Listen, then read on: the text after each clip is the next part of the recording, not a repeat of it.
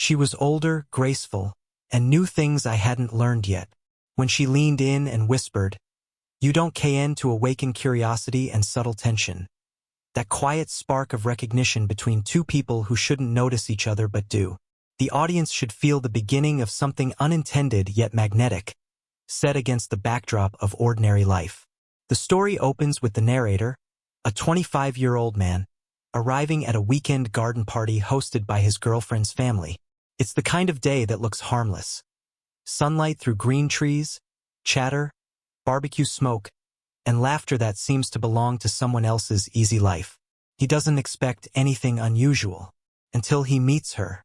She's his girlfriend's mother's friend. Mid-40s, elegant, poised, and somehow out of sync with the noise around her. She doesn't talk much, but when she does, people listen. There's an unspoken confidence in the way she holds a glass, the way she leans slightly when someone speaks, her quiet laugh that never feels performative. He notices her without meaning to. The first moment is small. She walks past him to greet someone, her hand brushing the back of his arm in passing. Just that. But it leaves a faint, surprising awareness, the kind that doesn't belong to strangers at a family event. As the afternoon unfolds, their paths cross again. While pouring drinks, passing plates, exchanging polite smiles. There's no flirtation in words, only in pauses. Her glance lingers a heartbeat too long, like she's reading a secret he doesn't know he's keeping. He tells himself it's nothing, just curiosity, just politeness. But the warmth in his chest says otherwise. The garden hums with low music and the scent of summer fruit. Sunlight glints off wine glasses. Wind moves through her hair. When she laughs at something someone says, he catches himself smiling, too. Not at the joke, but at the way her lips part mid-laughter. He tries to look away before anyone notices, yet his eyes keep finding her. Her perfume, faint, floral, mature, drifts by when she walks past. It's not overpowering, but it stays. Every time he catches that scent again, his thoughts return to her, as if memory had a fragrance. When their eyes finally meet, properly across the patio, neither of them looks away first. Just a silent acknowledgement. Not desire, not yet. Just awareness. But it's enough to unsettle him. Why does she feel so familiar, so seen, when he's never met her before? What is it about her that pulls at something deeper than attraction? By the time evening light fades into gold, he realizes he's spent more time noticing her than he has with his own girlfriend. The realization doesn't bring guilt yet, only confusion. And as the party winds down, her glance meets his one last time.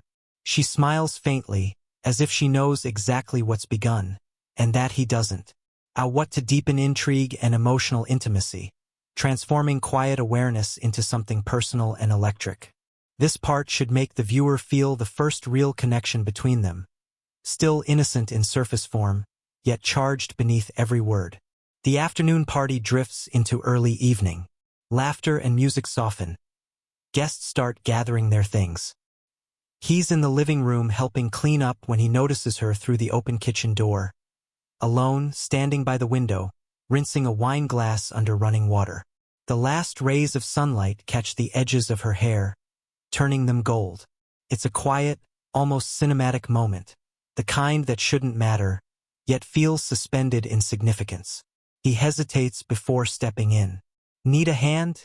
he asks. She turns slightly, her smile small but real. "If you don't mind drying." The conversation begins with the safe topics, how well the party went, how kind his girlfriend's family is. But beneath the polite rhythm, there's a softness in her tone that wasn't there before. The kind that makes people listen differently. She asks him questions no one else has, about his plans, his work, his restlessness at being in between youth and adulthood. He admits, half embarrassed, that he doesn't always know where he's headed. Her reply is quiet. Most people never really do. They just get better at pretending they do. There's no judgment in her voice, only understanding. He senses she's speaking from experience. As they move around the small kitchen space, passing dishes, brushing shoulders, the air thickens with unspoken comfort. The sound of water, the faint clink of glass, and the smell of soap mix into a strangely intimate silence. When her hand brushes his while passing a plate, neither of them pulls back. The contact lasts barely a second, but it feels like an entire conversation they don't yet have the courage to start. She turns off the faucet, drying her hands slowly. Then she looks at him directly this time. "You're very observant," she says. "That's rare." He shrugs, unsure how to respond. "I just notice things, I guess." Her eyes hold his a little longer. "That can get you in trouble, you know?" He smiles, but before he can reply, she steps a bit closer. Not enough to cross a line, just enough for him to feel her presence. Her voice lowers, almost a whisper, soft enough to make him lean in to catch it. "You don't know what trouble you're in." Then she steps back, rinses one last glass, and leaves him standing there. Heart racing, unsure if she was teasing him or warning him or both. The late light fading on tiled walls. The smell of lemon dish soap and wine. The warmth of her hand still on his skin. Her whisper looping in his mind, more like a secret than a sentence. Was she drawing a line, or daring him to cross it? "Trouble you're in." I didn't realize how right she was.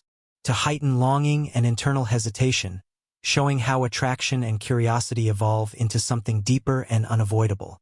The audience should feel the narrator's growing fascination and the tension of things left unspoken. In the week after the garden party, the narrator can't stop replaying the whisper, the brush of her hand, the quiet intensity in her eyes. It occupies him in the smallest moments. While waiting for his coffee, walking down a quiet street, even when he talks to his girlfriend. He knows he should push it aside, but the memory lingers, sharp and electric. Their next encounter is almost accidental. He's helping his girlfriend's mother organize a small charity event. She's there, too, elegantly dressed, carrying herself with the ease of someone used to the world noticing her without needing to demand attention. Their eyes meet across the room, and a subtle shift occurs. An unspoken acknowledgement of the tension simmering beneath politeness. They speak, but the words are mostly inconsequential. He offers to help carry a stack of folders. She thanks him with a warm, lingering smile. He notices the way she leans slightly toward him when she laughs at someone else's joke, or tilts her head just enough to catch his gaze. There is no overt flirtation. Yet every gesture, every pause, is charged with quiet electricity. He finds himself watching her hands as she arranges papers, noticing the graceful way her fingers move, the subtle tension in her shoulders when she realizes someone is watching her. Every small motion feels intimate, private, almost like a secret he's not meant to be part of, and yet he is. Even her glances, seemingly casual, make his chest tighten. He can't tell if she's aware of the effect she has on him, or if she's deliberately letting him notice. When she passes him, there's a brush of her hand against his side. Unintentional or intentional, he can't be sure. His mind races, torn between wanting to pull away and wanting to linger. The faint murmur of the crowd, punctuated by the clatter of folders. The warm scent of coffee and polished wood in the room. Her perfume, floral, subtle, lingering, wrapping around him when she moves close. The way the sunlight slants across her hair, giving it a halo-like glow as she bends to pick something up. Every detail feels magnified, heightened by the magnetic tension between them. How long can they pretend that their awareness of each other is just coincidence? He is drawn to her, not yet knowing why, and she seems equally aware of him, equally restrained. The unspoken question hangs in the air. If they allow themselves to acknowledge the attraction, what would happen next? By the end of the day, he leaves the event unsettled. Not with guilt, but with the sharp, sweet ache of possibility. He knows their connection is dangerous in subtle, undefined ways, yet he can't stop thinking about her, replaying every glance, every brush of skin, every pause between words, to shift the tension from physical awareness to emotional connection. The audience should feel closeness and vulnerability, sensing that the attraction is evolving into something more profound, even if neither fully admits it yet. It's late in the evening, and the narrator is alone in his apartment, scrolling aimlessly on his phone. A message pings, her name flashes on the screen. She calls, casually, to return a book he left at the garden party. He hesitates for a second, then answers, curiosity mixed with an inexplicable flutter in his chest. At first, the conversation is superficial, talking about the book, the party, shared acquaintances. But there's a softness in her voice, an unforced warmth that draws him in. He notices the slight tremor when she laughs at her own jokes, the pauses that seem thoughtful rather than rehearsed. As the conversation flows, she begins to ask questions that dig quietly into his life. Do you ever feel like you're just drifting? Her tone isn't probing. It's gentle, almost confessional. He finds himself answering honestly, admitting fears and insecurities he rarely voices. About work, about the pressure to figure things out, about the sense of being stuck in between youth and adulthood. She listens, truly listens, and in her responses, he hears empathy, experience, and an understanding that goes beyond his age. I think most people spend their lives pretending they know where they're going, she says softly. The ones who admit they don't, they're braver than most. For a moment, silence stretches between them. He imagines her in her home. Warm lighting, quiet surroundings, the faint sound of distant traffic. He can almost see the curve of her lips as she waits for him to speak, the thoughtful tilt of her head. The connection is subtle, but unmistakable. As the conversation winds down, she says something that makes his heart skip. You make it sound easy to feel young again. It's not flirtatious, not teasing. Just a quiet acknowledgement of the energy he brings, the spark he unknowingly ignites. Before hanging up, there's a pause. Neither says what lingers in both their minds. It's the unspoken question. What would happen if we let this feeling exist? Then she murmurs softly, almost to herself, be careful. You don't want to fall into trouble.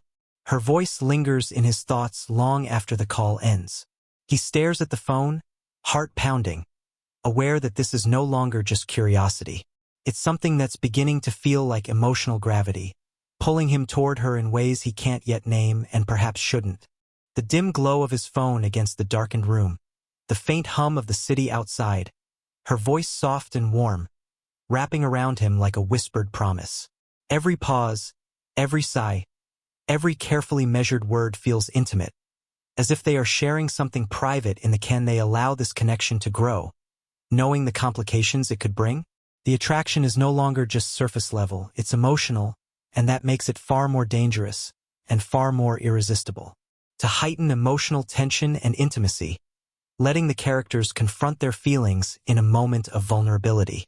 The audience should feel the intensity of unspoken attraction and the bittersweet ache of emotional honesty. A few weeks later, the narrator finds himself wandering a quiet bookstore on a rainy afternoon, seeking refuge from the storm outside.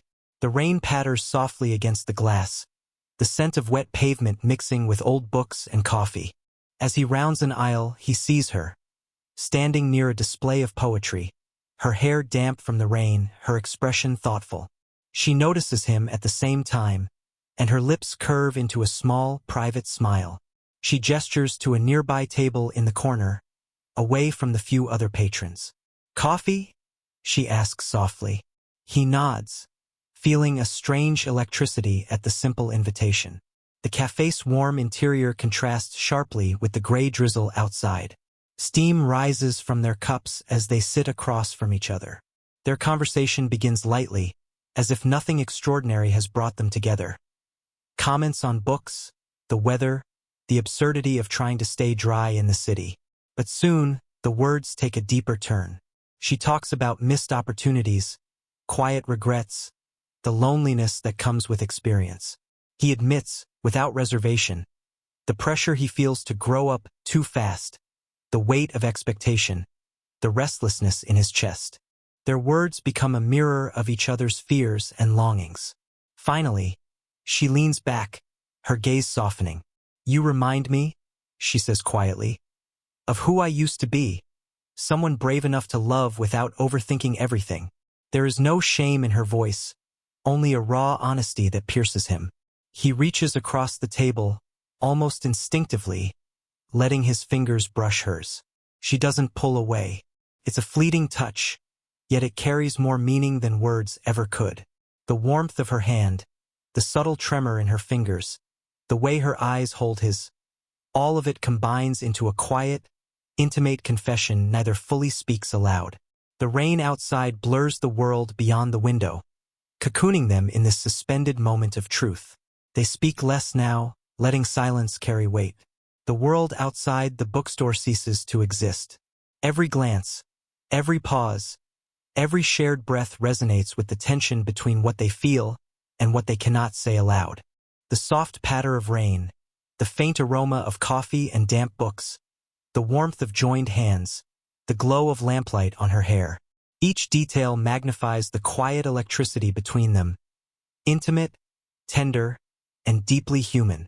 Can honesty survive when desire and propriety collide? They are both acutely aware of the lines they cannot cross, yet neither can deny the pull that has brought them together.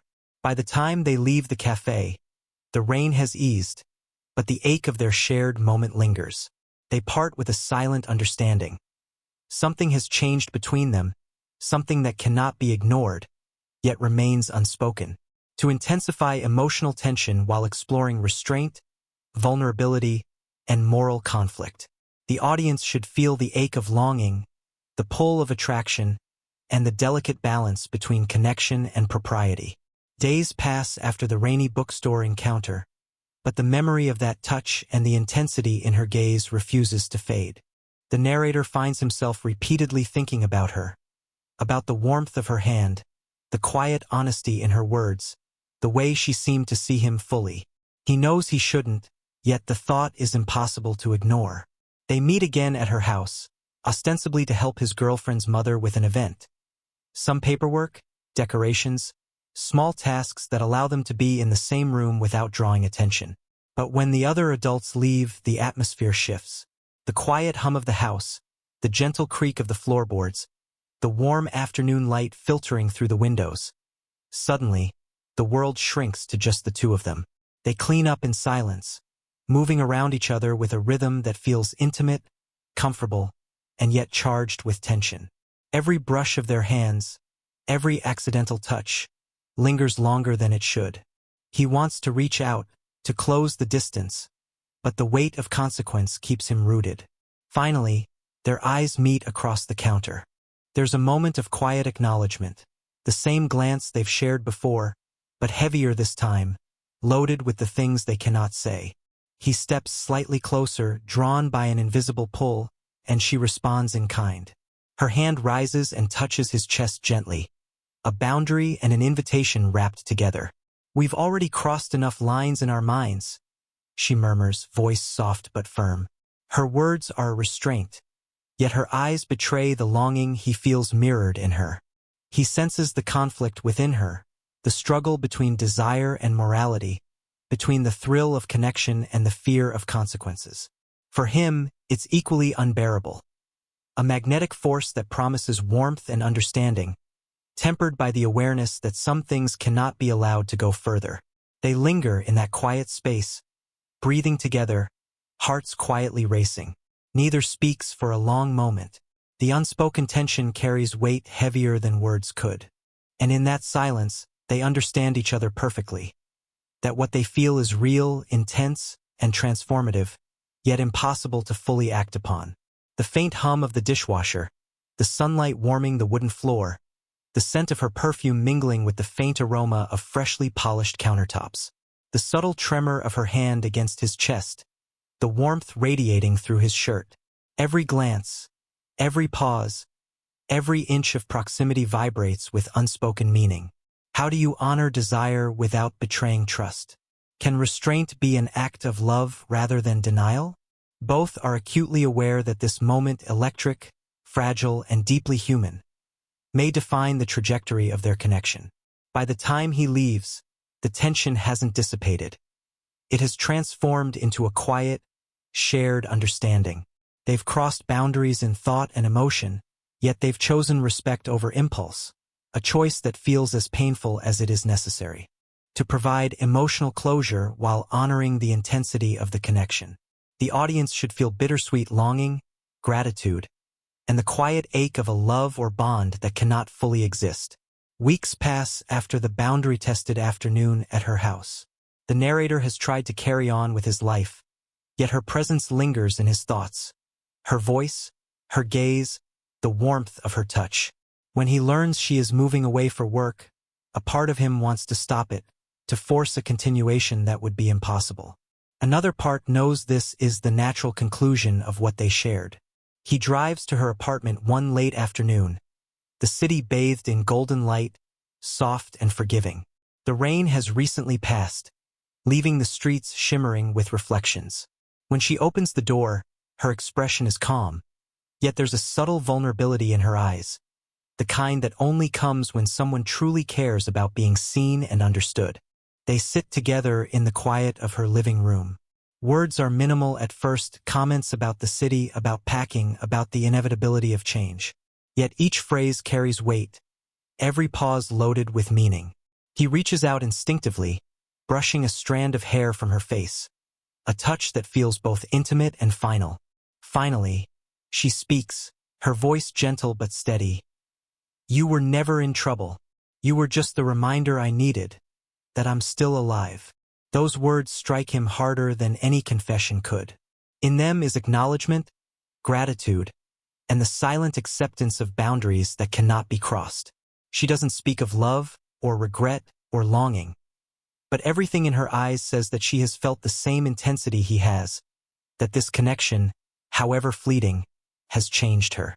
He wants to linger longer, to press for words that would bind them together, but he understands. Some moments exist only to imprint themselves on memory, not to become permanence. They stand, and before he leaves, she touches his cheek lightly. Not in invitation, but in blessing, in shared understanding. A touch that lingers for a heartbeat longer than necessary, and then she steps back. Outside, the city stretches endlessly, yet his world feels small, focused entirely on that fleeting contact. He watches her walk back into the apartment, closing the door behind her, the golden light catching the edges of her hair one last time. The ache in his chest is not sorrow alone.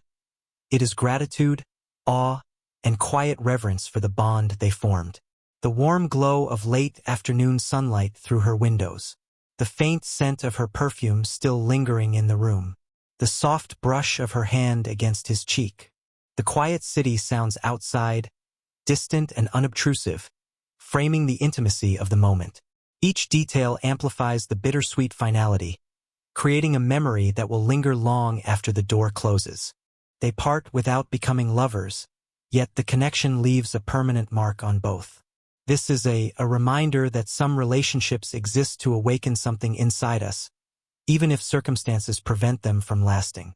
The story closes with emotional resolution, a sense of maturity, and a quiet acknowledgement of what they shared.